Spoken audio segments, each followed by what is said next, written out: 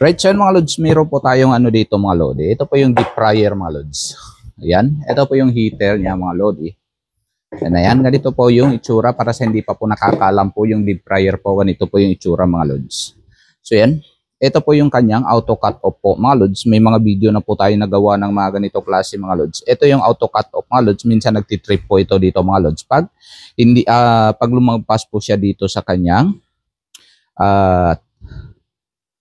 temperature mga lods. Yan. Ngayon may takip po yan siya mga lods para hindi mapasukan ng oil. Okay. Tapos ito po yung temperature mga lods. Ang problema niya nito mga lods, gumagana po siya mga lods. Yan. Umiinit po ito mga lods. Okay. Check lang. You know, mainit po siya mga lods pero yung ilaw niya wala na po siya mga lods. Sira na po yung kanyang ilaw, indicator, pero gumagana po siya mga lods. Pero ang problema niya lang mga lodi, hindi po siya nag-o-off pag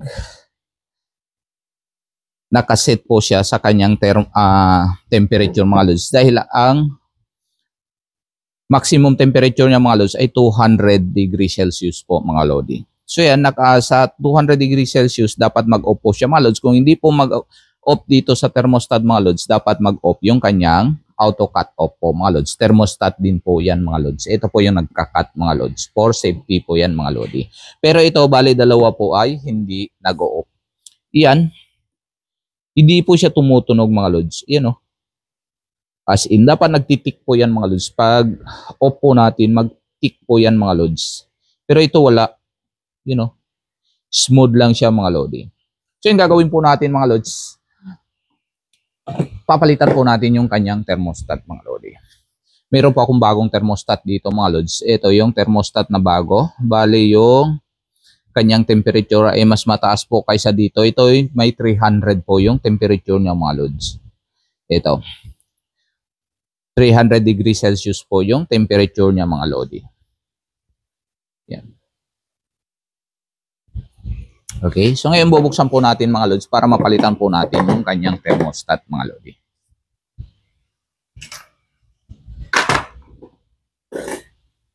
So, para mabilis po mga lods, gagamitin po natin ng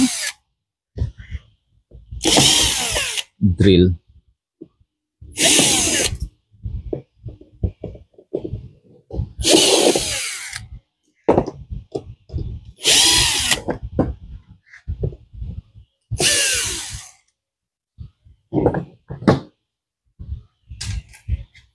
Ayan.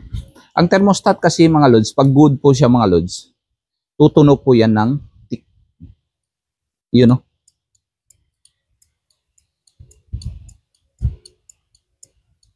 Yan. Naririnig nyo mga lods.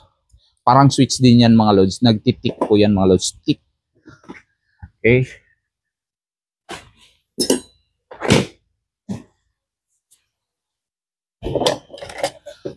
Ayun, tatanggalin po natin yung cover niya.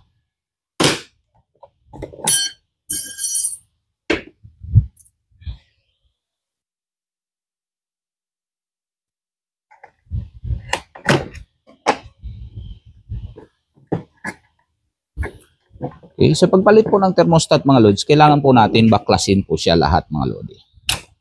Yan, tanggalin po natin yung wire sa switch niya mga lods. Yan.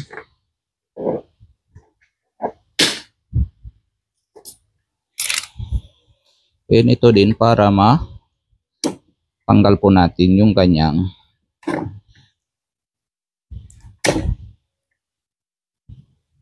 wire. Para hindi po siya sagabal mga lods. Yan. So kahit nakaganon na siya mga lods, pwede na po natin palitan yung kanyang thermostat mga lods. Kailangan pa rin natin tanggalin itong holder niya mga lodi. So dito sa holder niya mga lods, dahil may carbon na yan mga lods, kailangan po natin na gamitan ng kutsilyo mga lods. You know. So yan. And dito rin, tatanggalin po natin tong dalawang. Okay. Ito muna. Okay, ito na lang tanggalin natin mga lods, yung kanyang plate.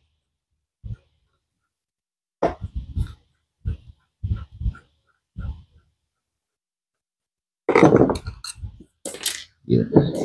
So yan, dahil natanggal na po natin yung kanyang plate mga lods, hilain lang po natin tong.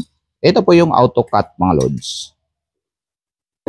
Itong maliit sa auto cut, itong malaki po mga lodi. Ito yung sa thermostat mga lods. O kaya temperature control mga lods.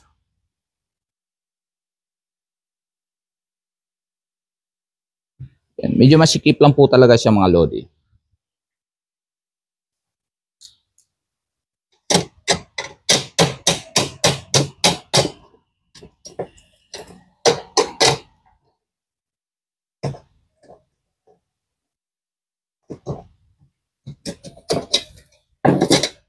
Yan. Bago po natin hilain yung kanyang plate. Right, so yan. Yan, natanggal po natin yung plate. Hindi po natin matatanggal, mahuhugot itong thermostat dahil makapal po ito mga lods. Dapat tanggalin muna natin yung auto cut mga lods para mahugot po natin yan. Yan. Okay. Bago yung thermostat niya mga lods.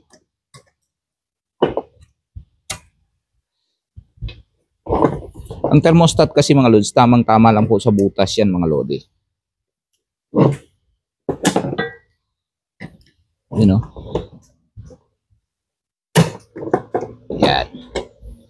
So yan, natanggal na po natin yung kanyang sensor. Ayan, tanggalin po natin yung wire.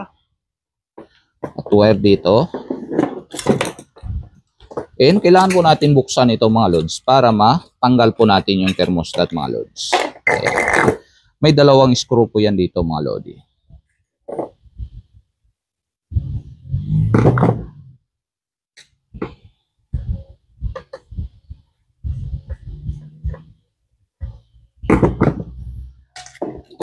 Yun, no? So yun mga lods, tanggal na po natin. And ito po yung bago mga lods.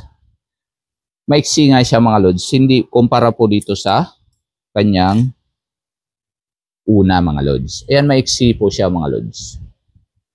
Yan. Pero okay lang siya mga lodi. Kahit maiksi siya ganun. Parehas pa rin yung kanilang trabaho mga lods. Okay. Yun.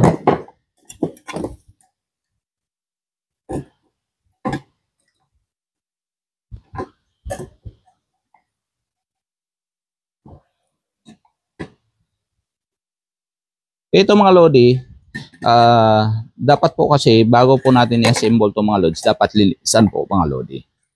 Hinuhugas, binabaklas ko po buong lods tapos nililinisan yan. Pero dahil dito sa video lang po ito mga lods, hindi na po natin lilinisan muna. Mamaya na lang babaklasin ko ulit mga lods. Papakita ko na lang po sa inyo ito.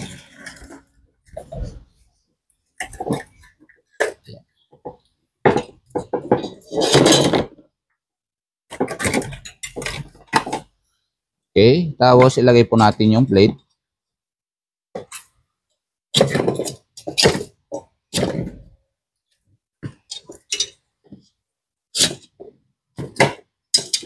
Right, so yan. Tapos ito dito.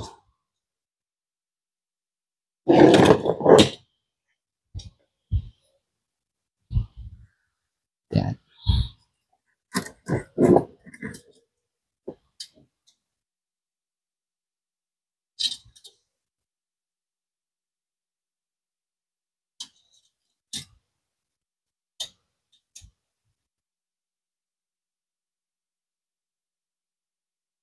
So, ganun lang siya mga lodi.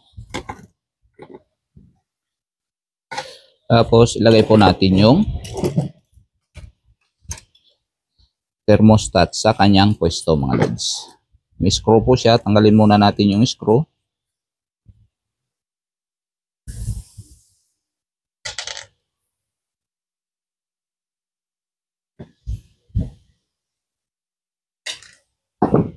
Pero dapat mga lods, palitan din po natin yung kanyang auto cut mga lods. Pero dito hindi ko na muna papalitan mga lodi.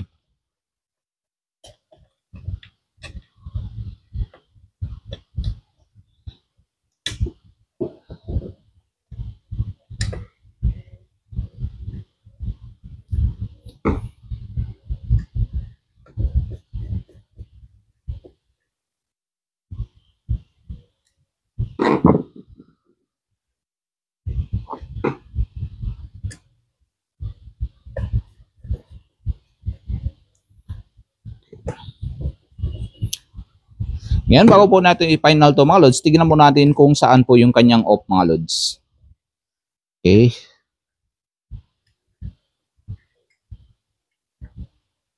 Ibig sabihin yan ang off. Tama po yung pagkalagay natin mga lods. Yun no. Okay.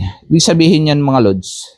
Kahit nakaganon siya mga lodi, 300 degree na po yan mga lods. Dahil dito po nakasulat mga lods, 200 lang. Pero yung thermostat na pinalitan po natin mga lods ay 300 po siya mga lods. So control na lang po mga lods sa pag-adjust po ng temperature sa ating deep fryer mga lodi. Ngayon ilalagay na po natin to mga lods para hindi na po siya magalaw-galaw.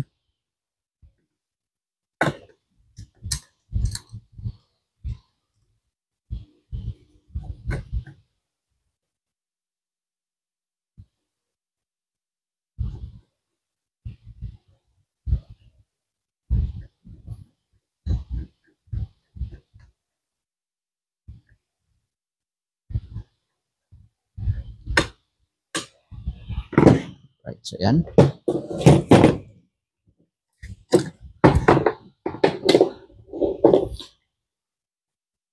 Okay, ayusin po natin itong mga lodi para hindi po tatama doon sa kanyang heater mga lods.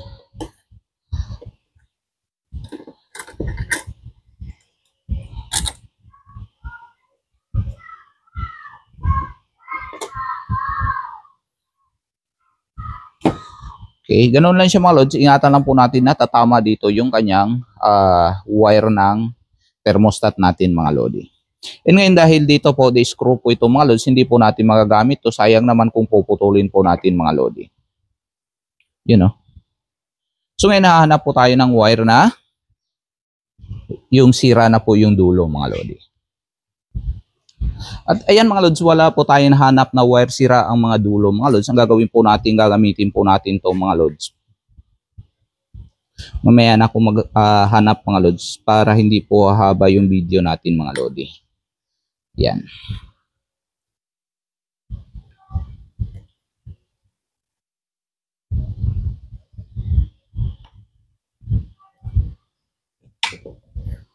Okay. So ngayon tatanggalin po natin to mga lods. Yung screw niya mga lodi.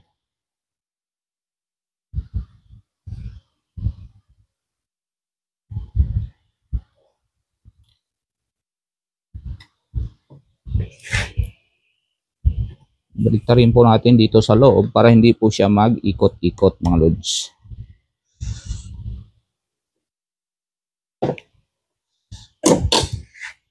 Okay, dahil malapad po siya mga lods. Ikutin lang po natin ng konti.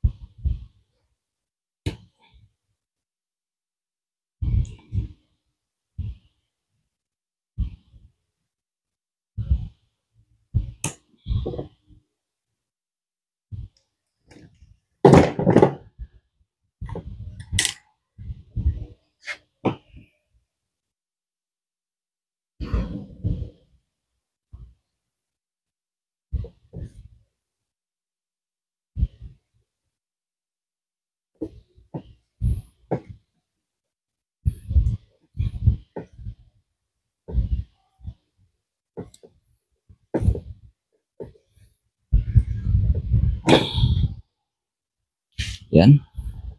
Nagpit na po siya mga lodi.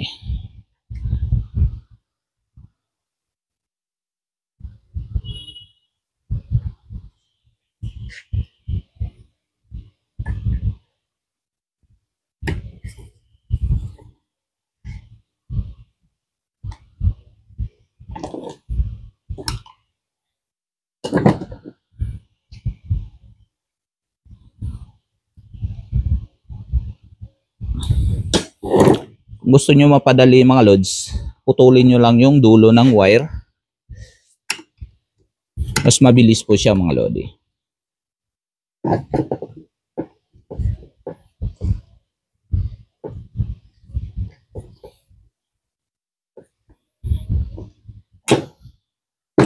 Yan mga lods. Ayan, napalitan po natin. Itapon na po natin yung lumang thermostat mga lods. So ganyan lang po siya mga lodi. Na-connect na po ito, thermostat.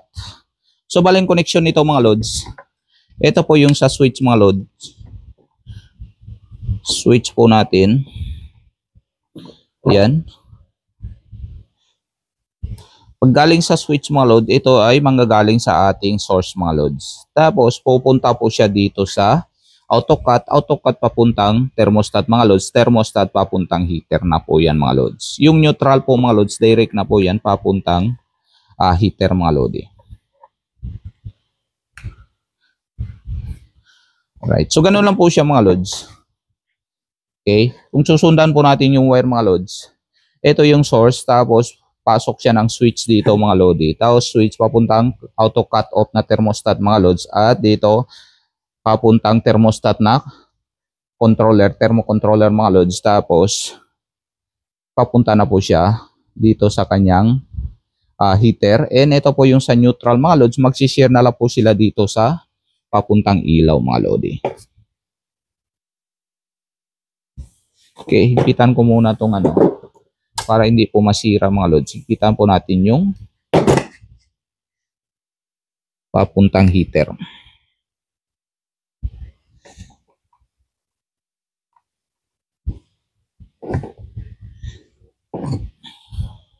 Right, so yan.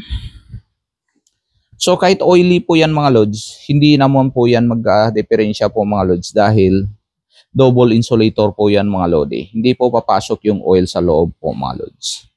Yan. So ngayon dito papuntang ilaw lang po yan mga lods. Tapos mag-share lang po yung neutral sa ilaw dito sa indicator light. Tapos papuntang heater na rin po yan mga lods. At ingatan lang po natin dito mga lods na hindi po tatama yung ng thermostat mga lods. Yung rod niya mga lods. Kung ano bang tawag nyo. Bali ngayon mga lods, isisirado lang po natin para matesting lang mga lodi. Bubuksan ko ulit mamaya mga lods pag natapos na mga lods, saka ko huhugasan yan mga lodi. Okay, bali ito hindi na muna natin ilagay yung kanyang lock mga lods para matesting lang po natin to mga lodi.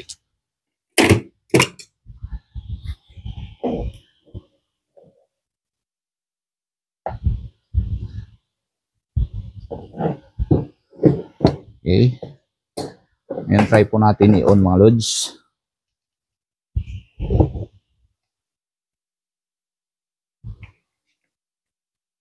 Yan, off. Bukan po natin pag naka-off po siya mga lods kung iinit ba siya mga lodi.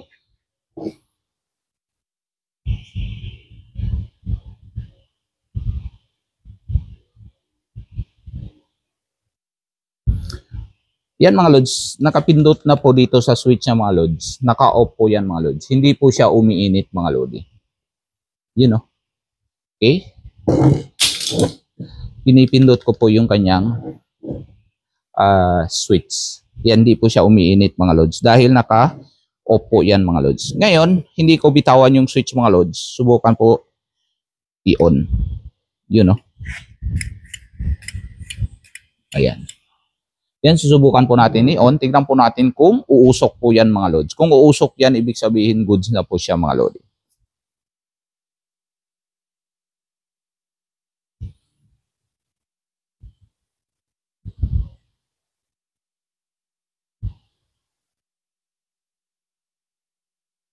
Yan. Bali, naamoy ko na po yung langis mga lods. ibig sabihin, umiinit na po siya mga lodi. Yun no. Yan mga lods, kung napapansin nyo mga lods, ayan, may usok na po yan mga lods. Okay, yan no.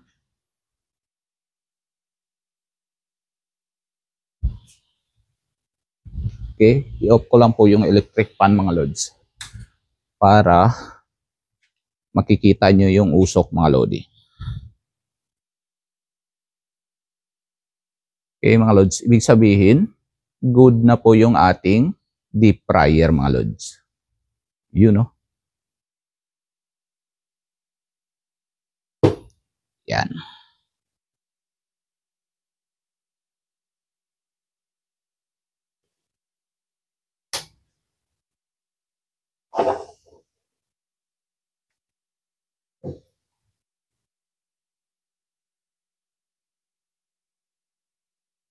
Okay mga lods, so yan, nasunog po yung ating lamesa mga lodi. Okay. So yan lang mga lods, hanggang sa muli po, maraming salamat. Stay safe, stay creative, and God bless you all. Bye bye.